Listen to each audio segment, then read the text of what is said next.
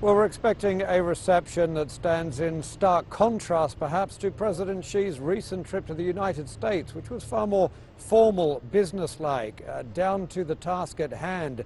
This visit, on the other hand, we're expecting to be surrounded by pomp and ceremony, beginning tomorrow morning with the meeting of President Xi and his wife, and Prince Charles and his wife, the Duchess of Cornwall, who will escort them to the Horse Guard, who will bring a carriage forward. They will ride in that carriage with the Horse Guard down the Mall leading to Buckingham Palace in what will be a fairly grand parade of the cavalry, leading to the Buckingham Palace, where, of course, he will meet the Queen. They will have lunch.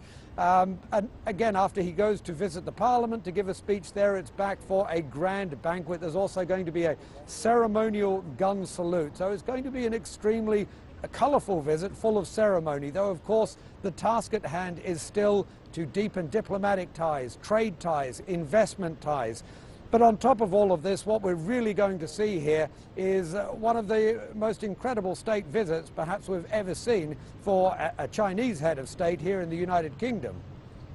Well, Jack, trade and investment ties will be, of course, a highlight there. But what are the key expectations and the other highlights from this visit?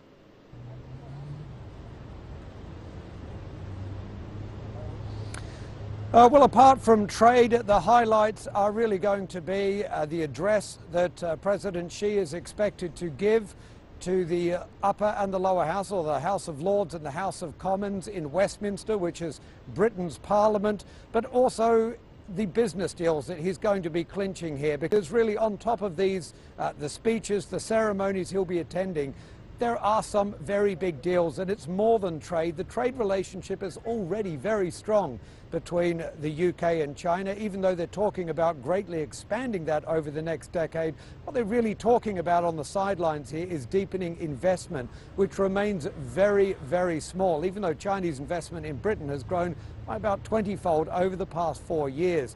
What they would really like is a big Chinese investment in what would be the first nuclear power plant to come online in Britain in 3 decades. It's still not clear, though, how much China will be prepared to invest in that, but also in a high-speed rail link.